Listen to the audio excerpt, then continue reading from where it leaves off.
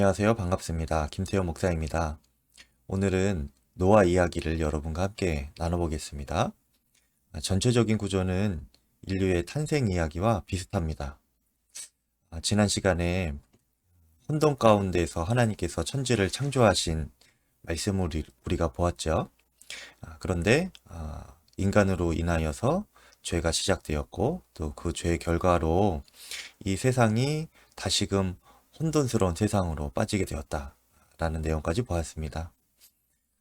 이 노아 이야기도 비슷한 구조입니다. 대홍수가 일어날 수밖에 없을 만한 그러한 이 세상의 혼돈 가운데서 하나님이 노아를 먼저 예배해 두시고 부르셨습니다. 그리고 그를 통하여서 새로운 창조가 이제 홍수 심판 이후에 시작되는데요.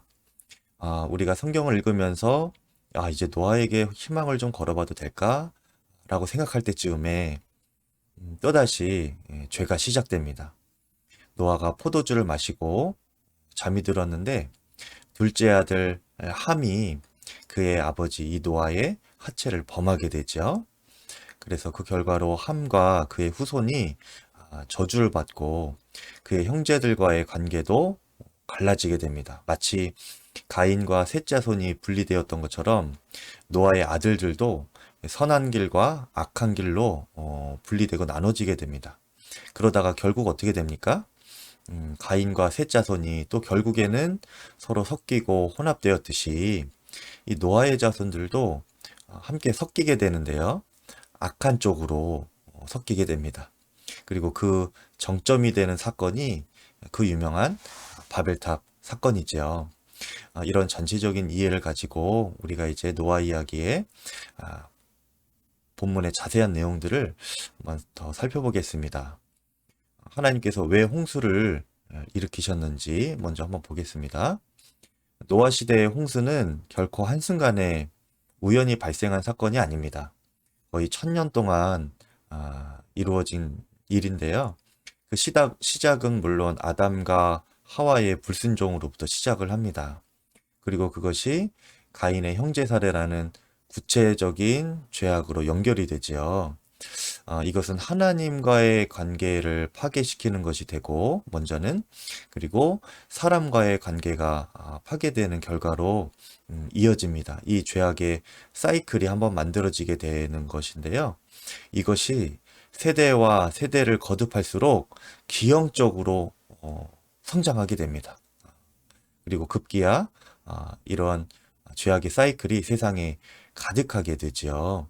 하나님 사랑과 이웃 사랑은 철저하게 깨어지게 된 세상이 된 겁니다. 그래서 결국 하나님께서 홍수로 땅을 멸하기로 결정하게 되시는데요. 성경은 11절에서 13절에 그 원인을 한마디로 말해서 먼저 11절에 보니까 부패하여 포악함이 땅에 가득한지라 라고 표현이 되어 있습니다. 하나님께서 홍수로 이 땅을 멸하실 수밖에 없었던 이유가 바로 부패함과 포악함 이 두 가지 때문이었습니다. 이 부패하다라는 말은 보통 인간이 하나님을 향하여 죄를 지었을 때 사용하는 단어입니다. 하나님을 떠나서 우상을 숭배하고 인간이 타락했을 때 부패했다라고 말을 하고요. 이 포악하다라는 것은 사람이 사람에게 짓는 죄에 대해서 말하는 것입니다. 동료 이웃에게 폭력을 저지르거나 폭력적인 일을 할 때에 그때 포악하다라는 단어로 성경은 표현하고 있습니다. 한마디로 홍수전의 노아 시대는 인간의 부패함과 포악함으로 말미암아서 하나님 사랑과 이웃 사랑이 철저하게 깨진 시대였고 그것이 너무나 가득 찼던 시대였습니다. 그런데 여러분 한번 이렇게 상상을 한번 해보세요. 하나님을 사랑함이 없고 또 사람들끼리 그렇게 포악하게 서로 해치기만 하는 이런 상태가 이 땅에 가득하고 이것이 계속 이어지게 된다면 어떻게 될까요? 인간의 죄악이란 하나님의 심판이 없어도 충분히 세계를 파괴시킬 수 있는 그런 능력이 있습니다. 그러니 이런 상태가 1000년, 2000년 이렇게 지나면 언젠간 세상은 스스로 멸망하게 될 것입니다. 자멸하게 되는 것이죠. 그런데 그렇다면 하나님은 세상을 그렇게 가만두면 스스로 망하게 될 텐데 왜 굳이 홍수로 심판을 하셨을까요?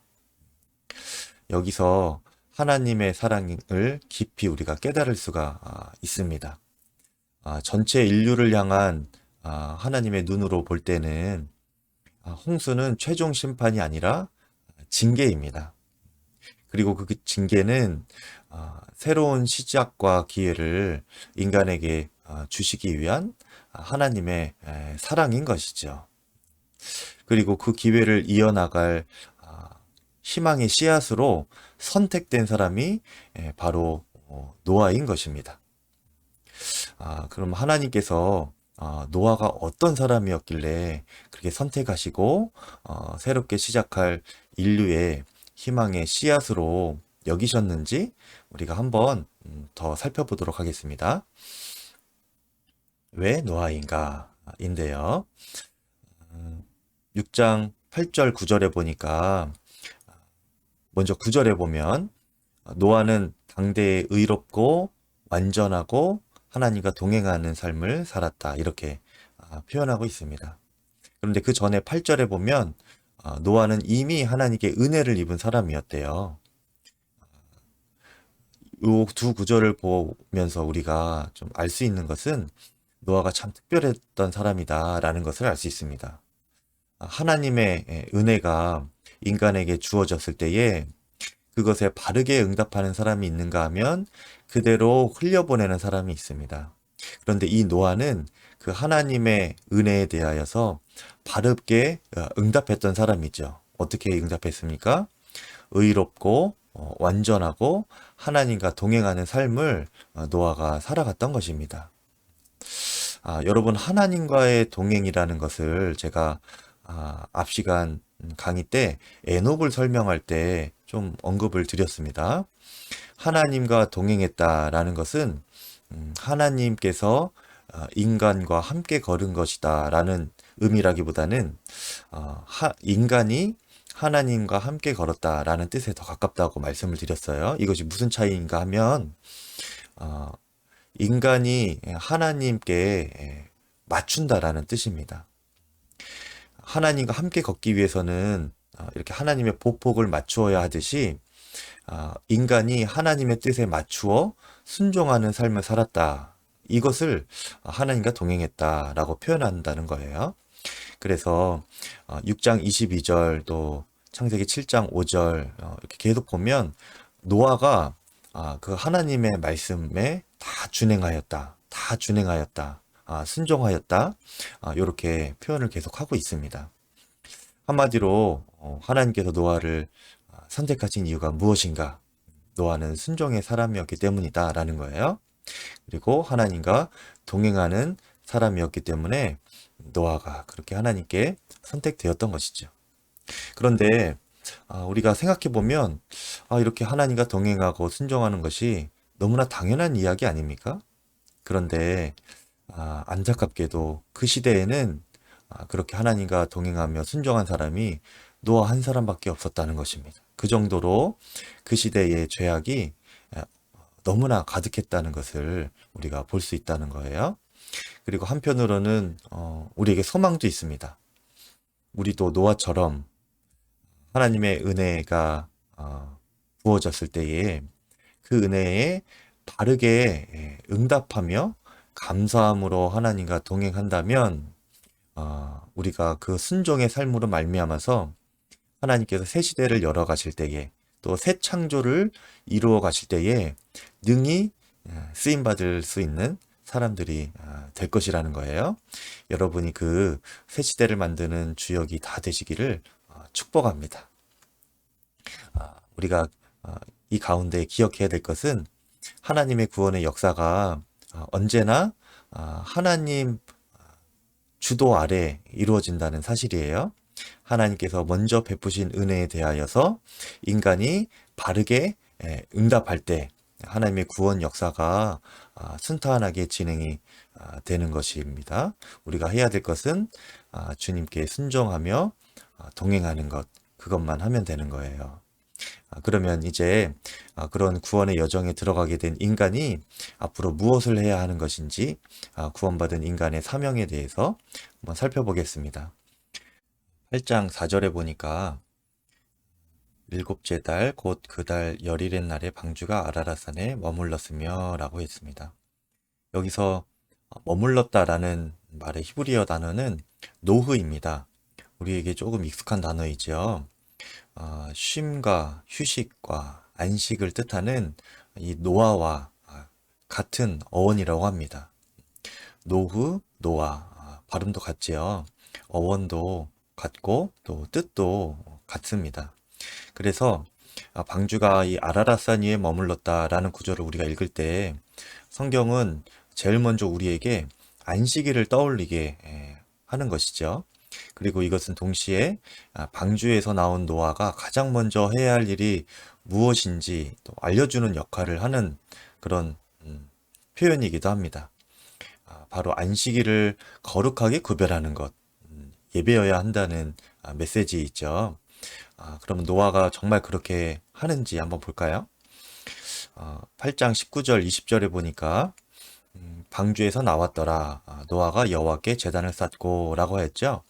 노아가 방주에서 나와서 가장 먼저 한 것이 역시 제단을 쌓는 일, 곧 예배였습니다. 그런데 우리가 가인과 아벨 사건에서 얻었던 교훈처럼 예배라고 해서 다 같은 예배가 아니죠. 예배의 핵심은 값비싼 예물과 화려한 예배 순서 이런 것에 있는 것이 아니고요. 드리는 사람의 마음에 이 하나님을 향한 순종의 믿음이 있는가, 이것이 중요합니다. 노아 이전까지의 인간들은 그 순종의 예배에 실패했고 또 지속적인 삶의 예배도 하나님께 드리지 못했죠. 그런데 오늘 다행스럽게도 일단 노아의 출발은 좋았습니다. 예배였고 하나님께서 받으실 만한 예배였던 것이죠. 그런데 그렇다면 노아가 앞으로도 이 예배에 끝까지 성공할 수 있을까요? 만일 노아도 예배에 실패하고 혹여나 불순종이라도 하게 된다면 인류는 또다시 심판을 받아야 하는 것일까요? 그러면 안 되겠죠. 이를 위해서 한 가지 안전장치 같은 것이 필요하겠죠? 그래서 하나님은 노아의 예배 직후에 주신 것이 있는데 바로 언약입니다. 이 언약의 특징은 앞으로 이제 계속 언급이 되겠는데 예배와 같은 선상에서 다루어지게 된다는 것이 특징입니다. 언약의 내용이 창세기 9장 1절에서 16절까지 보면 나오는데요.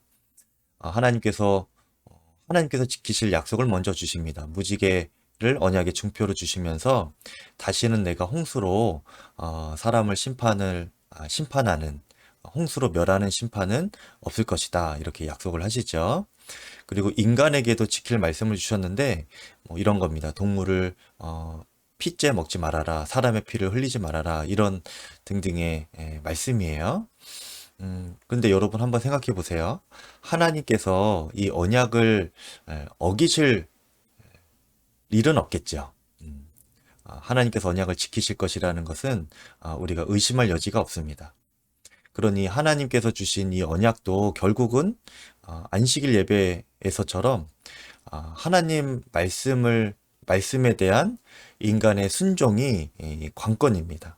그래서 창세기 이후에도 성경은 순종을 조건으로 하는 이 언약과 안식일 예배, 이 둘 사이를 밀접하게 연관시키면서 설명을 합니다. 출애굽기 31장 16절에도 또 레위기 24장 8절에도 안식일과 언약을 밀접하게 연관시켜서 서술하고 있죠.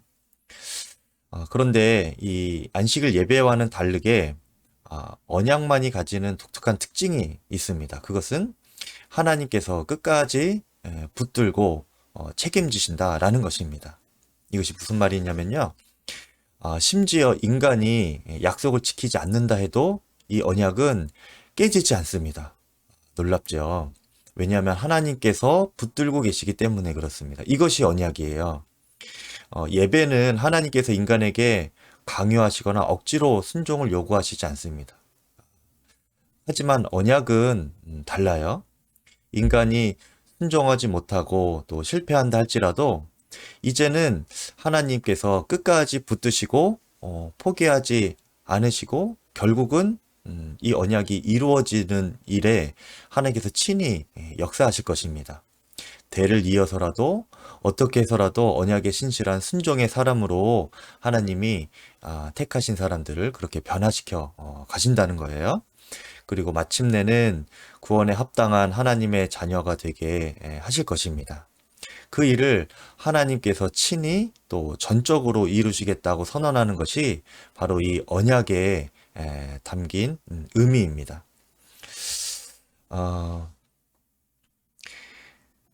그리고 예수님께서 그 하나님의 언약을 완성하셨죠. 우리가 십자가를 보면 알 수 있죠. 그래서 인간의 구원이라는 것은 그렇게 전적인 하나님의 사랑과 열심으로 이루어지게 되는 것이다. 이것을 우리가 십자가를 보면서 항상 기억해야 하는 것이고요. 또 십자가를 보면서 우리 인간이 해야 될 일이 무엇일까 생각할 때에 그 십자가의 의미를 깨닫고 은혜를 깨닫고 감사함으로 순종하며 응답하는 것.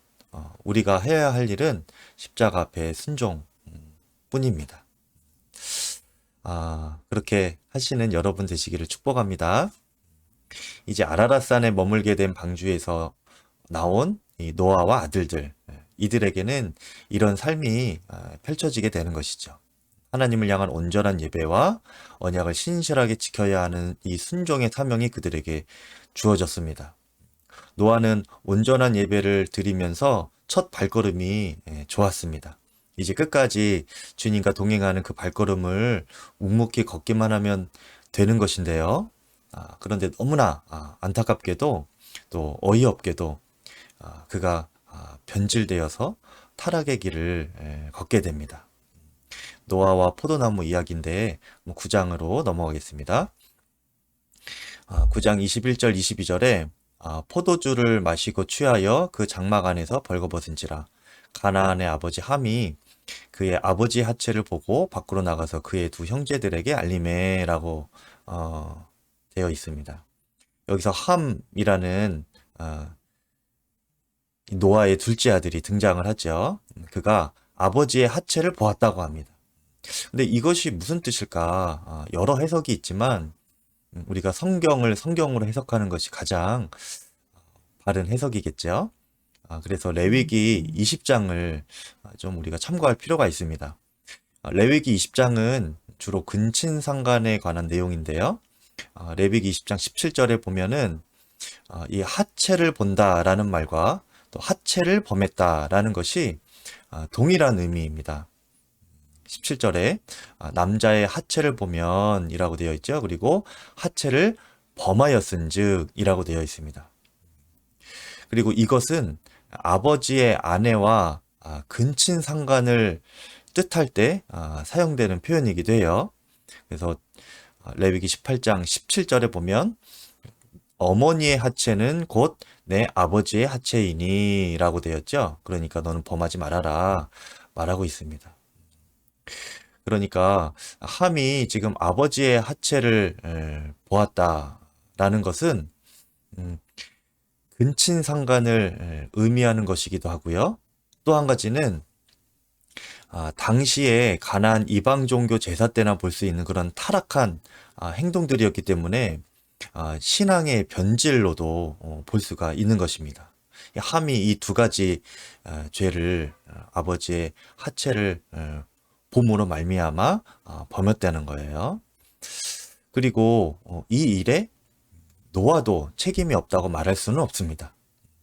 노아가 포도주를 마시고 취했다라고 하는 것은 이 판단력을 사람이 상실하는 것을 넘어서서 하나님의 일에 관심이 없는 삶을 그가 살아왔다라는 것을 성경이 이렇게 고발하는 것과 같아요. 이사야서 5장 11절부터 보면 포도주에 취하는 자들이 어떤 사람들인가 12절에 여호와께서 행하시는 일에 관심을 두지 아니하는 그런 사람들이었다라고 기록하고 있죠. 그러니까 노아가 포도주에 취해서 그것으로 말미암아 이렇게 둘째 아들 함에 의해 벌어진 사건은 단순히 순간적으로 우발적으로 한 번 벌어진 사건이 아니라는 겁니다. 노아가 살아가는 삶의 방식 자체가 하나의 이 이야기를 통해서 표현되고 있는 것이죠. 그것은 그가 하나님께서 행하시는 손을 의지하기보다는 세상을 향하여 귀를 기울이면서 불순종의 길을 걷는 삶이었다라는 것을 보여주는 것입니다. 그리고 이것이 지속적으로 쌓이고 쌓이다가 일어난 일이 바로 오늘 9장의 노아와 포도주 사건인 것이죠. 여러분, 아담과 노아의 이야기를 보면서 공통적으로 좀 안타깝게 여겨지는 것이 있습니다. 아,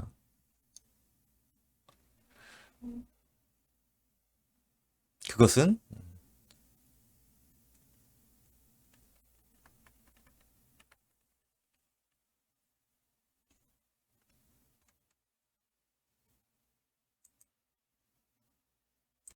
노아와 포도나무 사건인데요. 9장 21절부터 함께 보겠습니다.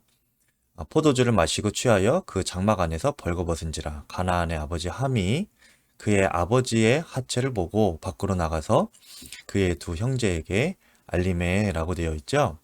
여기서 함이라고 하는 이 노아의 둘째 아들이 등장을 합니다. 그가 아버지의 하체를 보았다라고 했는데요.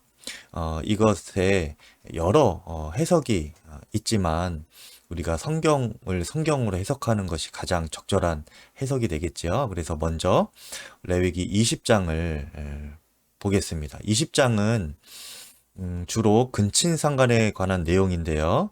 그 17절에 보니까 하체를 본다라는 말과 하체를 범했다라는 것이 동일한 의미로 이렇게 나옵니다.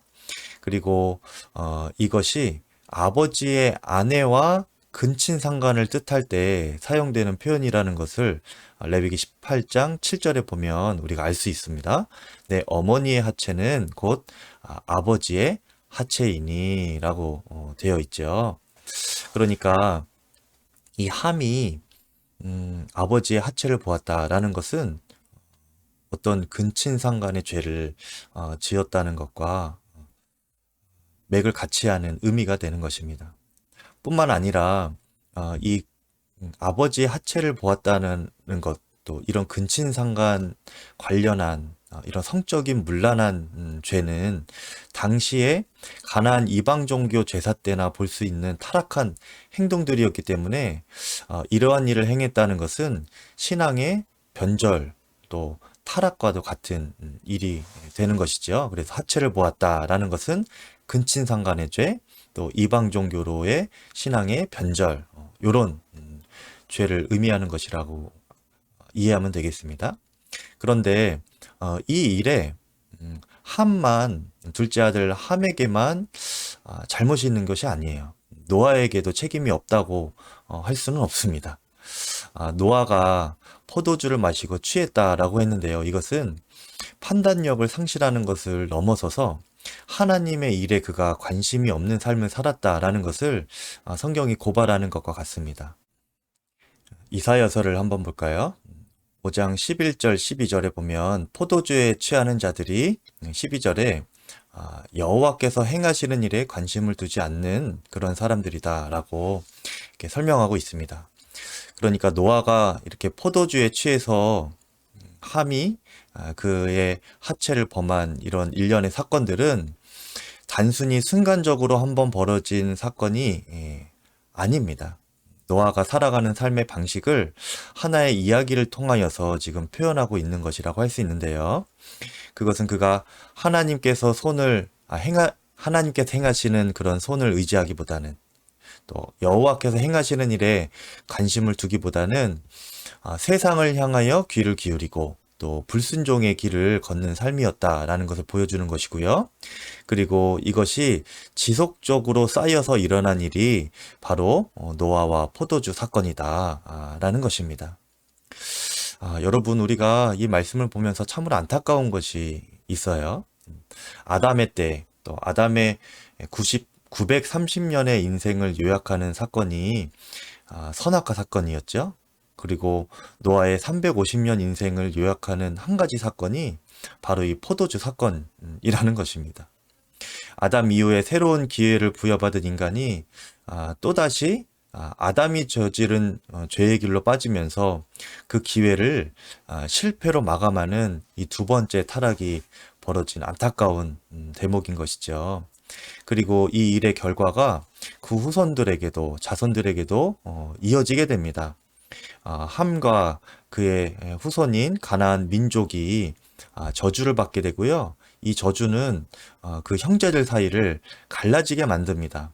마치 아담의 자손, 그 가인과 셋 자손이 갈라졌듯이 노아의 자손들, 이 함과 셈, 야벳, 이 자손들도 각각 악한 길과 선한 길로 분리가 됩니다. 특히 함의 자손 중에 가나안 족속에 이어서 모압과 암몬이라는 족속이 등장하게 되는데요. 이들이 누군가 하면 소돔과 고모라 땅에서 롯과 그 딸들이 근친상간하여 그 사이에서 나온 자손들이 바로 모압과 암몬 자손들이었습니다. 네, 사단의 역사가 이렇게 무섭고 끈질깁니다. 사람들 사이를 계속 벌려놓고요, 분리되게 만들고 또 죄가 반복되게 만들고 그 후손에게까지 끊임없이 이어지게 만드는 것이 사단의 역사입니다. 그리고 여기서만 끝나는 것이 아니죠. 선한 사람들도 결국에는 악한 길로 섞이게 만드는 그것까지 사단이 이끌어가게 됩니다. 모두 섞여버리게 혼란스럽게 만드는 것이죠. 그 정점이 바로 창세기 11장에 나오는 바벨탑 사건입니다. 11장 4절에 보니까 사람들이 바벨탑 쌓는 모습이 나오는데요. 여기서 우리라고 표현되어 있죠. 아담의 후손인 가인과 셋 자손이 서로 섞이고 혼합되었듯이 노아의 후손인 셈과 함과 야벳 자손들도 결국에는 하나가 됩니다. 우리가 돼버려요. 선한 무리가 되는 것이 아니라 악한 길로 연합하는 그런 연합이었고, 모든 족속이 언어와 말이 하나가 되어서 힘을 모아 쌓은 것이 그 유명한 바벨탑입니다. 그리고 그 목적이 있는데요. 자신들의 이름을 높이는 것이었습니다. 여러분, 이것은 창세기 6장에서 네피림의 등장 때 본 내용입니다. 사람의 딸들과 하나님의 아들들이 서로 섞여버렸죠. 연합하여서 만들어진 족속이 네피림이라는 거인 족속이었는데요. 이들은 고대의 명성 있는 자들, 또 유명한 사람들, 자신의 이름을 내는 사람들이었습니다. 이러한 네피림들과 또 11장에 바벨탑 쌓은 사람들, 이 사람들의 공통점이 있는데요. 인간이 여호와의 이름이 아닌 자신의 이름을 높이는 길로 나아가며 계속적인 죄의 실패를 거듭했다는 것입니다. 이것은 또한 아담과 하와가 하나님처럼 되려고 했던 근본 죄와 다르지 않은 것이기도 합니다. 여러분, 이것을 통해서 우리는 인간에게 두 가지 길만 있다는 것을 알 수 있습니다. 하나는 하나님의 이름을 높이는 길, 또 하나는 사람의 이름을 높이는 길입니다. 하지만 아담 때부터 시작해서 지금까지 끊임없이 반복되며 드러나는 인간의 악한 본성은 결국 자기 이름을 높이기 위하여 모든 것을 다 바친다는 것을 우리는 계속 보고 있습니다. 심지어는 낮아져서 종이 되어 섬김의 도를 온전히 이루게 하려고 부름받은 그런 성직자들까지도 뿌리 깊은 죄악성의 상징인 이 명성에 무릎 꿇을 때가 많지요, 오늘날에. 그에 반해서 예수님의 십자가는 멸시천대 다 견디고 또 낮고 낮은 자리에서 하나님을 향한 절대적인 순종으로만 이루신 역사, 입니다. 우리가 이것을 꼭 기억해야 합니다. 나의 이름은 사라지고 오직 하나님의 이름만 높임 받으시기를 우리가 간절히 기도하며 그렇게 살아갈 수 있기를 소망합니다. 그는 흥하여야 하겠고 나는 쇠하여야 하리라. 세례 요한이 그렇게 고백했지요. 이 고백이 저와 여러분의 고백이 되어 겸손한 사람 또 하나님의 이름만 높이는 신실한 성도가 다 되시기를 주의 이름으로 축복합니다. 그렇게 스스로 자기 이름을 높인 결과가 있어요. 창세기 6장, 창세기 11장에 공히 자신의 이름을 내고 자신의 이름을 높이려는 사람들이 있었는데요. 그 결과가 무엇입니까? 아담의 후손들이 6장 5절에서는 그 마음의 생각과 모든 계획이 항상 악할 뿐이었다는 결론에 이르게 되고 그 결과가 홍수 심판에 이르게 됩니다. 그리고 바벨탑의 결론은 무엇입니까? 어느 누구도 그들이 하고자 하는 일을 막을 수 없는 지경에까지 이르게 됩니다. 이것은 하나님 보시기에 굉장히 악한 것이고 그것이 악함이 그게 달했다는 것을 의미해요. 그 결과는 그들이 온 지면에 뿔뿔이 흩어짐을 당하는 그러한 징계를 당하게 됩니다. 둘 다 더 이상 하나님 앞에서 그분을 경외하지 않고 스스로의 생각과 이름만 높이려다가 당한 일들이지요.